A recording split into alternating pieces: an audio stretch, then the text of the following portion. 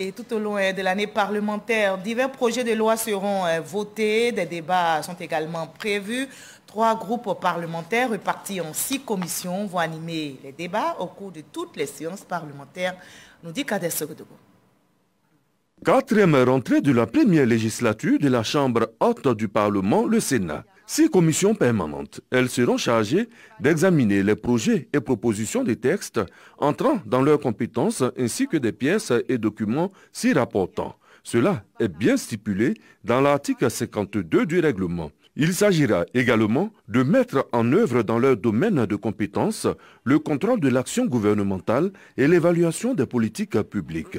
Article 21, alinéa 1 du règlement. Ces commissions sont la Commission des affaires économiques et financières, la Commission des affaires sociales et culturelles, la Commission des affaires générales institutionnelles et des collectivités territoriales, la Commission des relations extérieures et des Ivoiriens établis hors de Côte d'Ivoire, la Commission de la sécurité et de la défense, et enfin la Commission de la recherche, de la science, de la technologie et de l'environnement.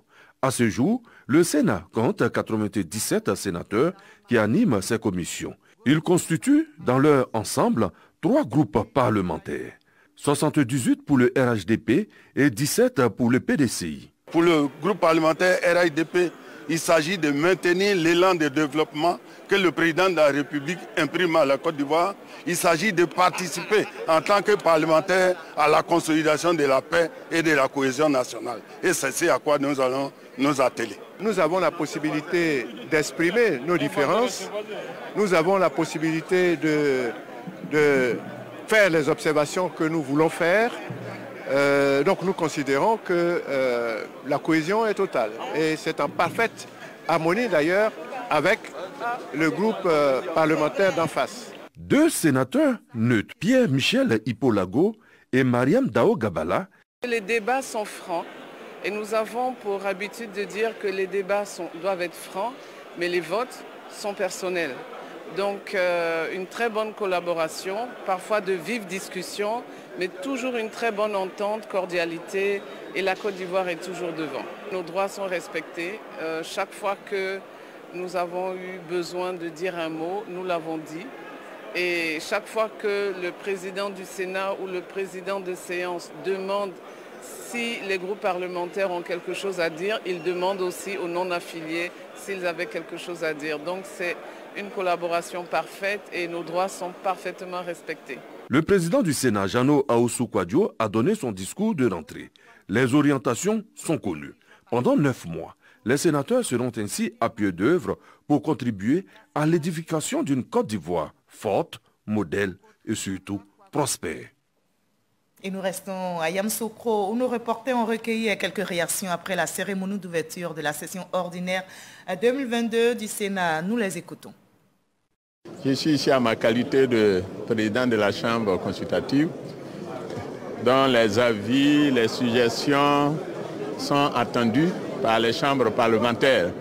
Je me devais donc d'être ici pour être à un niveau convenable afin que le moment venu, par rapport aux projets de loi qui seront examinés ici, nous puissions donner les avis qu'on vienne. Ce qu'il faut retenir de l'intervention du président du Sénat, je dirais déjà en 2 mots qu'il a appelé à la cohésion.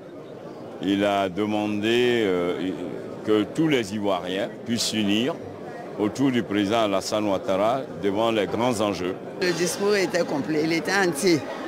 Il a traité tous les sujets, point par point, et chacun s'y retrouve. Je tenais à féliciter tous les sénateurs, parce qu'aujourd'hui c'est un grand jour pour nous, surtout le président du Sénat. Il a souhaité que nous fassions beaucoup de production, et je crois que le gouvernement, sur instruction du président de la République, est en train d'œuvrer à faire en sorte que, effectivement, nous fassions beaucoup de production et que nos marchés puissent être approvisionnés. Elle a plaidé pour les collectivités territoriales. Donc, elle a plaidé pour les conseils régionaux, pour les mairies, l'effet de faire en sorte que le gouvernement fasse véritablement une décentralisation effective. Que le gouvernement s'épanche effectivement à rendre autonomes les collectivités déconcentrées, que sont les mairies, que sont les conseils régionaux, pour qu'ils puissent accompagner le développement parce qu'ils sont plus proches des populations. C'est un discours où il a fait le tour de l'actualité, des problèmes que nous connaissons et des défis dont nous serons confrontés dans l'avenir. Et en tant que sénatrice et sénateur, au nom de tous les sénateurs, nous prenons acte et nous espérons pouvoir accompagner le président du Sénat, donc le président de la République, par rapport à tous ces défis-là. Le discours du président du Sénat est beaucoup prometteur, en ce sens qu'il promet le forum avec la diaspora ivoirienne. Vous savez combien de fois la diaspora ivoirienne apporte à l'économie. Donc ce forum va nous permettre de collaborer. Le Sénat ira à la rencontre des Ivoiriens établis hors de Côte d'Ivoire, puisqu'ils sont une grande dynamique pour l'économie de notre pays. Et les sénateurs sont mis en activité pour pouvoir rencontrer la diaspora, pour pouvoir mettre ensemble toutes les synergies ivoiriennes qui sont à l'extérieur. On sort satisfait. Pour nous sénateurs, on sort requinqués parce qu'on connaît maintenant l'orientation qui va nous guider pendant notre session, qui est la dernière de cette année.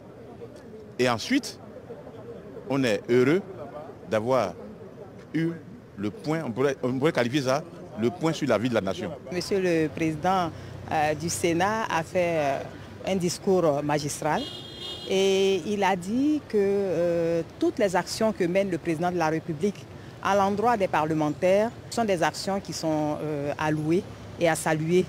Et le Sénat aujourd'hui, avec l'Assemblée nationale, le Sénat a toute sa place